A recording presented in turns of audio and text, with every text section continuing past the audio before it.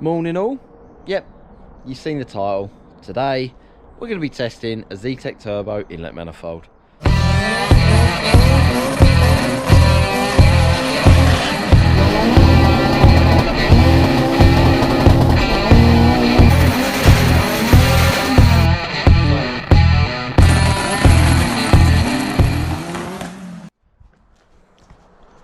Right, so basically what happened is a really good friend of mine, Zach at Zewspeed, who makes like Zetec Turbo inlet manifolds, exhaust manifolds, anything fabrication wise really. He literally said to me, I'd love to test an inlet manifold on your dyno back to back with like a standard manifold. So I was like, make me one, I'll test it. And he was like, yeah, okay, fair enough. So he did, he made me this. So this is basically a Gen V base plate, like the bolts to the head. And then it's got Zach's plenum, dual plenum on the back of it. So what that basically means is it's got two big boxes and then there's a slit from end to end, and basically if you measure that slit from end to end and the width of it, it's the same diameter as the hole here. And what that's meant to do is sort of, I don't really know the ins and outs of it, I'm not an expert when it comes to this sort of thing, but it distributes air evenly across all four cylinders, or so it's meant to anyway. So the reason why I converted my van to electronic throttle was when Zach was making me the inlet. He said, what throttle body do you want? And I said, oh, just, you know, throw a standard Zetec on it. So he's like, yeah, okay. He measured the diameter of a standard Zetec throttle plate, and he was like, mate, this is just gonna be such a waste of an inlet. He's like, you're gonna have to have like a minimum of a 68mm throttle body. That's what I'm gonna make it to. So I was like, all right, fair enough. But then in my thinking, I thought testing a Mark 1 Focus RS inlet with a Mark 1 Focus RS throttle body, like all standard stuff, it's not going to be really that fair of a test. So I thought what I'll do is, if I convert the standard inlet manifold to electronic throttle, I'll map it on that, and then I'll run it at 1 bar, and then I'll run it at 2 bar, and then what I can do is I can then literally unbolt the electric throttle body off of that, bolt it straight onto this inlet manifold, and then it'll be more of a fairer test, if that makes sense. Zach made it really nice with some really proper nice mounts, and it had the proper Gen V fuel rail on it with AN6. But to keep the test as close as I can to you know from inlet to inlet, I cut them mounts off, and then I welded 2 tabs on and just converted it to a standard blacktop rail because it all lines up. So what I can do now is I can put my van on the dyno, and then I'm going to map it. Because I've changed a few bits as well, especially as well as the throttle body. I'm going to map it, so my plan is I'm going to map it at wastegate pressure, so no boost control at all, see what power it makes, and then I'm going to ramp the boost up, map it at, I don't know, 2 bar, whatever, see if I can get it to like 400 horsepower again, he says. And then once I've done that, I'm then going to take the inlet manifold off, fit Zach's inlet, swap all the throttle body and the injectors over, so it's like for like, just the only thing that's going to change is the inlet manifold. And then I'm going to map it again at 1 bar, well actually I'm going to run it at 1 bar and then at 2 bar, and I'm going to disable a lot of the parameters of the ECU, so like fueling control and like anything like that that could have an effect on it. I'm just going to, you know, disable it so I can do a proper back-to-back test. So yeah, sorry for waffling on, I hope that makes some kind of sense. Let's just crack on, I guess. So, first thing I've done, changed my wheels. I did have the R888s on the front, but the R888's not great for the dyno. They tend to just shred a lot and throw rubber everywhere. Best wheels for a dyno are like road tyres, just overinflated. So I've put my road wheels back on. They look a bit scabby now, but still, doesn't matter. The whole van is scabby. So yeah, right, let's get it on the dyno, let's dial it in. So, got the van strapped down, put it on the rollers, run it up to like 5 mile an hour just to square it up on the rollers. Got my side straps on, stopping it from waving from side to side. Got my tie back straps on. They go from like under the chassis leg down to the back of the chassis bed. Got my wheel chocks, got the handbrake on, obviously most important. Same straps the other side as well, obviously wheel chock, side strap, back strap. At the front I've got what's called the traction bar. So the straps basically on this, they ratchet to here, they go under the bar, over the lower arm and then down onto the bed. So when you tighten this down, it sort of pulls the van down into the rollers. But what happens is, because the strap goes over the lower arm, when you're doing a massive power run and the van climbs forward onto the front roller, the harder it pulls into the front roller, the harder the strap pulls down. So they work quite well. Normally, these straps are not crisscrossed like that. They normally just go straight over that arm and then straight over that arm. But my screamer pipe is just up there. So what happens is, last time it was on the dyno, if you go back and look at some of my old videos, I've done a massive power run. And my mate was like, stop, stop, stop. I was like, what's the matter? And he just pulled the strap out. I literally did about 5 power runs and the screamer pipe just totally melted a brand new strap.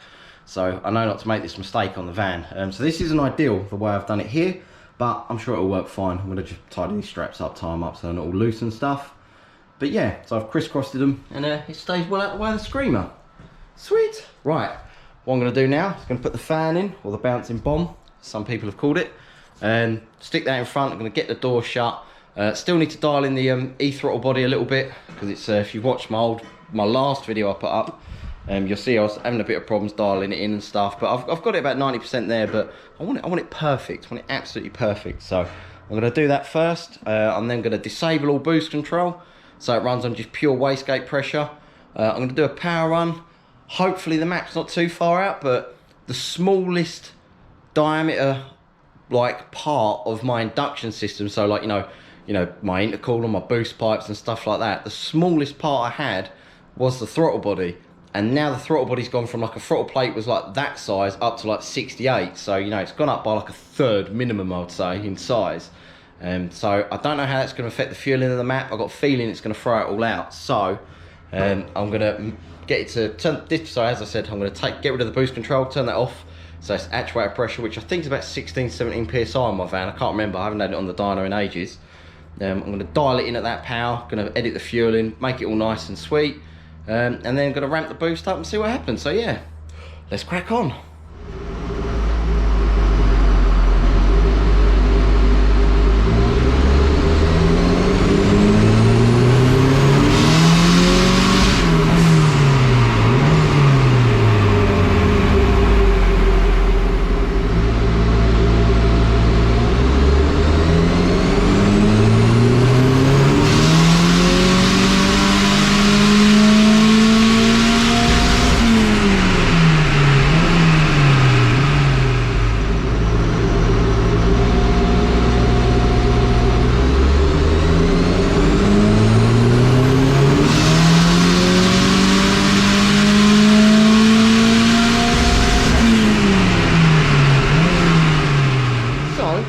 Been doing a bit of dialing. My dyno's chosen the worst colour ever for a graph, so you might not see it very well. Basically, we've got boost this side, we've got air fuel ratio this side, we've got lambda this side. Tailing off just 8.1 all the way to the limiter, which I'm quite happy with. The whole map was a bit lean, so I had to put some fuel in it, which is a good sign. Which means obviously it's all flowing a little bit better, so I'm quite happy with that. Boost wise, comes in hard and then it holds 15, 16, 17, 18, so it holds 18 psi all the way to the limiter. So it turns out my the smallest spring I got in my wastegate is 18 psi, so that's the lowest boost I can run. 261 wheel horsepower. Let me convert that to flywheel horsepower, and we'll also have a look at the torque as well.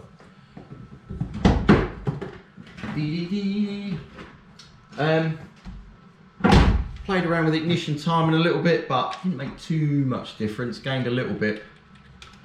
So on my Heartbreaker dyno, my van at 18 psi makes 309.3 horsepower and 340 foot-pound of torque.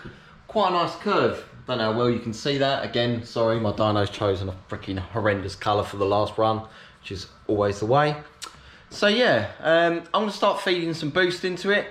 Bit of an issue today, it's really warm in here today. Just give you an idea, in the dyno cell it's currently 26 degrees, which is really, really hot, which is not the weather for making power. So I'm kind of having to like do a power run and then like let it cool down, and then leave the extractors on and the fan on to try and like suck some heat out of here. But it is really warm, like it's really warm, which is not good. So yeah, I'm gonna let it cool down and have a drink and start feed some boost into it, see if I can make a bit more power. Right, so done a little bit of tuning. It is getting really hot in this cell, like ridiculously hot, but then it's really hot out there now as well, so it's kind of, you know, going to be expected. I ramped the boost up to 25, 26, 27, about 27, just under 28 psi it holds, quite flat to the limiter. This is only in open loop duty cycle control as well for the wastegate, so it's not in closed loop. So this is literally just the actuator controlling this, and it's quite a nice sized turbo, so you can tell it flows quite well. It does sort of tail off towards the top end. I'm not quite sure why, but I'm happy with that. Air fuel ratio, flat 8, sort of gets a bit richer near the limiter. I'm just going to leave it like that, that's fine. My charge temps were going up a little bit. It doesn't help that, you know, my turbo is directly behind my rad, and I've never put a cold air feed down to the turbo, so it's kind of drawing cold air from behind the rad. The intercooler's struggling a little bit with the heat as well. But I managed to keep it at like 37, 38, 39 degrees, something like that. Like every time it went into the 40s, I stopped, sprayed the intercooler with some water just to try and like dry it, you know, cool it down a little bit, get rid of the heat soak, and it seems to have worked. So it makes 316 wheel horsepower. Let me show you what it makes flywheel. So, bosh, bosh, and then that one, bosh, bosh. So, it makes 372 horsepower and 416 foot-pound of torque. What can I say really? I mean, I know that this turbo on this car, on this van rather, on a colder day, done 415 horsepower and 415 foot-pound of torque. So I've lost some horsepower a little bit, but I'm going to put that down to the temperature, because last time I mapped it, it was like the middle of winter and it was freezing cold in here. It was pissing down with rain, so the humidity was perfect. It was, you know, damp everywhere. The perfect conditions for making power. So I'm going to leave it at that. So I know at 28 psi it makes this power, and oh, let's go back to the other one. 2 seconds. Right, so this is the graph on my minimum boost and now my higher boost. So this is boost pressure on 19 psi, it makes this power, and then on 28 psi it makes this power. So this is the two graphs that I'm going to try and look at when I fit the new inlet manifold. So I'm going to fit the new inlet now, I'm going to swap it all over so it's all done, plumb it all in best as I can, and then see what happens. Yeah, right, let's get the inlet feed. So I've started stripping off the inlet manifold, took the throttle body off. Zach made me that really nice, as you see in the last video. Fuel rail's off, it's over here. Ginger's serenading me. I was going to throw a pound at him and hope he went away, but it just didn't work. So yeah, going to carry on unbolting a few more bits. I've got like brake servo line and stuff like that. So my idea now is, once the new inlet's on, I can literally just put this fuel rail straight on. Although, if you go way back to some of my lockdown videos, you'll remember I cut this fuel rail and welded it to move it closer to the inlet to fit my shorter injectors. But I have got a spare fuel rail that I'm going to fit, and I've got some top hat extenders for the injectors that I'll show you in a minute, basically to make the injectors EV1 length. So yeah, that's what I'm doing. Play Nirvana. Smells like Teen Spirit. Sounds like Teen. What's the song? Smells like Teen Spirit. Yeah, play that. No? Alright. I'm going to crack on. So, I'm spannering away, taking this inlet manifold off, thinking, what do I reckon the results are going to be with this new inlet manifold?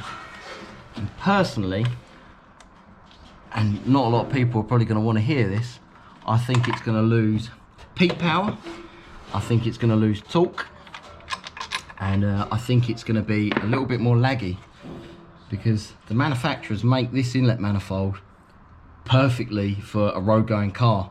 So that's why it spools fast, because obviously the speed of the air going into the port velocity is quite nice and stuff like that. So I think taking this inlet manifold off and fitting a big open air breathing one, I think it will change my power and my torque curve. I think I'll make a lot more torque and a lot more power near the limiter, like higher up, but I think I'm going to lose everything everywhere else. That's just a guess anyway. I've never really done a test like this before, so yeah, let's see what happens. You probably can't tell, but I'm a bit stressed. So what I didn't take into consideration was I mounted a blacktop fuel rail to the Gen V base plate, all fitted lovely on the bench. Didn't mock it up against the cylinder head though, so the brackets are made, basically hit on the cylinder head. So I had to use my other fuel rail that was on the inlet to start with, the one with the cut down brackets, space it out with some studs, some washers and some nuts. I then had to get one end tucked. Cut long story short, it's freaking long, but my engine bay now looks like this. Do not judge me. There is so much stuff I want to and need to change. Brake fluid reservoir, that's now hanging under the boost pipe, nice and safe. The breather tank is now in a pile of bits on the floor with the old inlet manifold, because that doesn't fit anymore. So my breathers are now, one's spitting oil all over here, one's spitting oil all over the inner wing. Things I do for testing. But yes, the injectors now, because of the Gen V base plate, is slightly different to the blacktop. It sits closer to the head, so the connectors don't fit properly, so I broke one of the pins trying to plug the connectors on. I had to use adapters and extenders to try and wedge some in. Cut a long story short, I've got it connected, I've got it in, I've got it working. The throttle body bolted on, because obviously Zach made the inlet manifold to suit that throttle body, so that's pretty damn good. Boost pipe I've just put on, I had to just cut it down and turn it round and then just wedge it in, and it ain't great, it definitely ain't great, but should be enough for testing, and that's all it's here for. I'm not using it on the road like this. I'm literally, it's not even got no tax and MOT anymore. I'm literally gonna do this video, you know, use it for testing in this video, and then that's it. So right, let's shut the doors and crack on, shall we? Let's see what it does.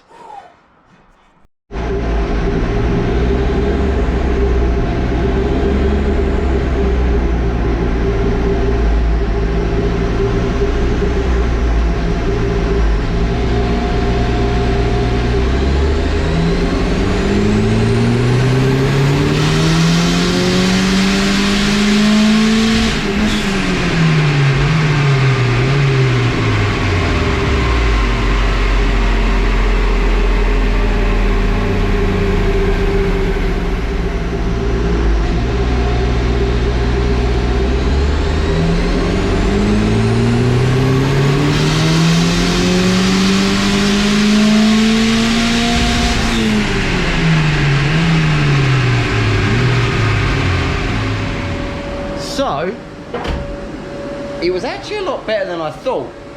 So, my thinking was that the standard inlet was going to be like perfectly designed as Ford would have intended for this engine, for a boosted application as well. So, I expected fitting a bigger inlet, it was going to be laggier, which it is a little bit, and I thought it was going to lose peak power. But what I thought was, at higher revs, where the standard inlet will be restrictive, that's when the dual plenum big bad boy inlet will come into its own. And it kind of did. It's actually worked out really well. So, if you look at this orange guard, we're looking at horsepower now. This is flywheel corrected horsepower. This is the standard inlet. So as you can see, it makes a little bit more power low down, a little bit more response, but then that's because the turbo's more laggy. But then if you look, when you get to 5,000 RPM, the standard inlet becomes really restrictive, starts losing horsepower. The new inlet, look, power all the way till I hit the limiter, and it was still climbing. So if I raise the rev limiter a little bit, chances are I'm going to make even more power. And you can see I'm actually making more peak horsepower on this as well. I'm pretty impressed with that. I thought that this was going to be like down here. I thought it was going to come up and then proper take through it and then sort of, you know, overtake it a little bit flat out. But it's worked out a lot better than I thought. So standard inlet, you know, loads of low down power, and then really restrictive past 5,000 RPM. New inlet, dual plenum from Zewspeed, whoosh, a little bit laggier because it's a bigger plenum. At 5,000 RPM, completely takes over, and it's just climbing till I hit the limiter. So if I was to raise the rev limit up, this isn't scaled properly by the way, so ignore this a little bit. If I was to raise the rev limit up, I would bet that that would carry on climbing, and I haven't tuned to this either. So I had to put a lot more fuel in the map, because you might have seen every time I was doing a run, the ECU was limiting power, because where the plenum was flowing more air higher up, it needed more fuel, and obviously it wasn't mapped for more fuel, so it's hitting lean power cut. So I've put in about, I don't know, 10% more fuel, I'd like to say. So 10% more fuel for the extra air that the engine's now absorbing. Let's have a look at boost. Actually no, let's have a look at torque.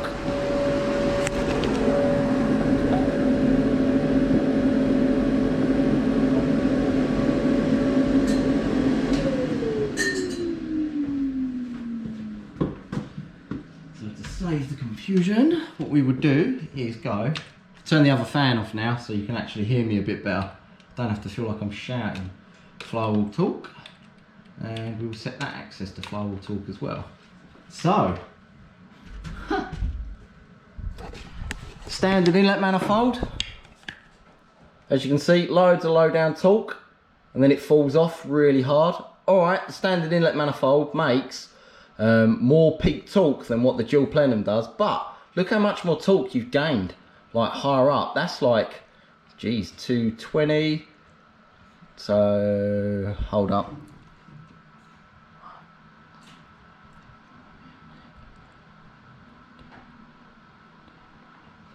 So you're probably looking like 30 foot. So between the two plenums near the limiter, bearing in mind it's had no tuning yet either, you're gaining like an extra 30 foot-pound up top. That's going to drive like completely different. All right, you're not going to get the low down sort of punchy torque that the standard inlet gives you. You're going to get a lot more linear torque, but I think that's better for a road car. Yeah, and it hasn't really lost anything low down torque wise, so drivability, it's going to be exactly the same. Bearing in mind, this is at, oh, boost. We haven't seen what boost. You know what? I didn't even look at what boost it was. I bet it's going to be running more boost now, just because it flows more. Gauge pressure. Yeah, it does, look. Ooh. So, the standard fast flowing inlet manifold, as you can see, whoosh, makes more boost, but then again, that's because it's more restrictive. So obviously boost pressure is actually a restriction. If the engine absorbs the boost, then you get less boost. So as you can see, the engine's absorbing the boost on the blue line, which is the new inlet, and you can see it actually makes a little bit more boost. This is on a wastegate pressure, 275 wheel horsepower. I'm impressed with that. That's at 20 psi. Yeah. So last on the standard inlet on gate pressure, it made 19, and on Zac's inlet, it makes 20 on gate pressure. How weird is that? It's pretty linear as well, look. Right, now let's try it at bigger boost. So I'd like to think at higher boost, like up to, I can't remember what I was running, 28? It's been a good few hours since I fitted that inlet, so I can't remember what it was on the standard. So I think it was 28, yeah, 28 psi sounds familiar. Right, let's run it on big boost.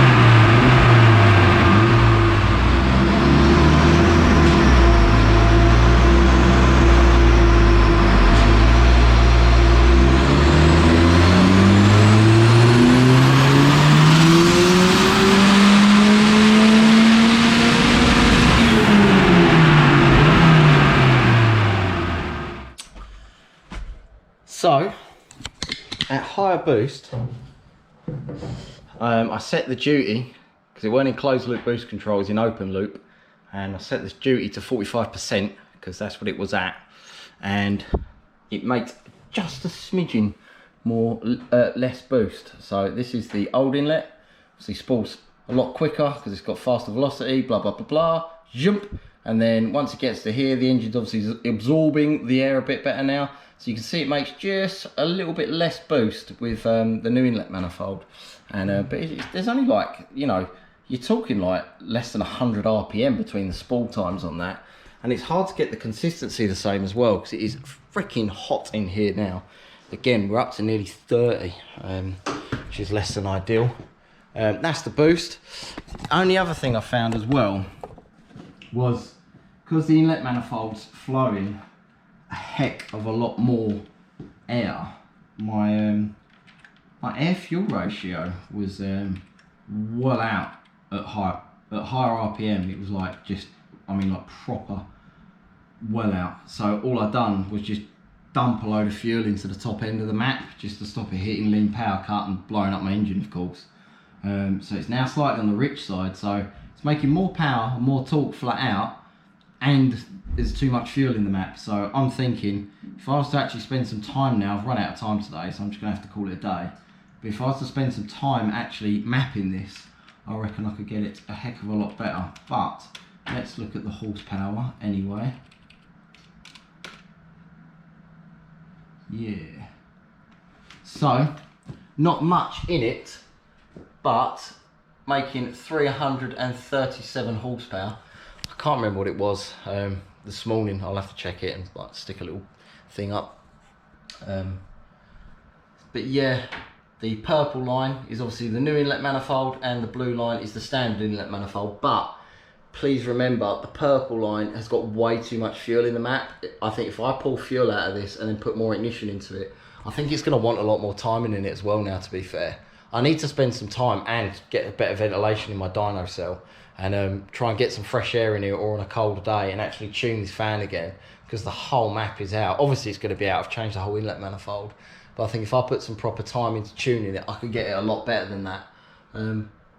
But peak power numbers, they're pretty much identical, apart from the new inlet just makes more power flat out. I think it'll make a lot more power flat out if I was to again tune it a bit better. Let's have a look at torque. Torque on that axis. Yeah, torque on that axis. Very weird. Okay, so the standard inlet makes a shit ton more torque. Obviously where it's boost spiking a lot earlier, and then it falls off. The purple inlet, with a lot of the purple inlet. Oh, I'm breathing in way too much carbon monoxide. The new inlet, which is the purple line, makes a little bit more flat out, and it's lost a load in the mid-range. I think overall, I'm a lot more happier with the new inlet manifold. I just wish I had more time to actually tune the car properly to this manifold. But yeah, I'm well impressed. Well impressed so far. So yeah, there you have it. Standard inlet manifold, I would rate that up to about 300 horsepower. And depending on what size turbo you've got as well, if you've got a big turbo and you're trying to make a lot more linear power, I think you need a decent inlet, and it proves it here. So yeah, I think that about does it for this video. I've done enough waffling today, I think. So yeah, like, share, subscribe. Cheers guys, bye. So just to clarify, before anyone gets confused about this video and about the inlet manifold and the fact whether it's worth it or not, I think with a lot of tuning, and I think the map's going to want a lot more timing as well, and I need to pull a lot of fuel out of it. It's just very safe at the minute. I think it's going to be well worth it. So what I will do is I'll tune this at a later date, and I'll do another little video of tuning it properly, and we'll see what sort of numbers and graphs we can make once it's done. So yeah.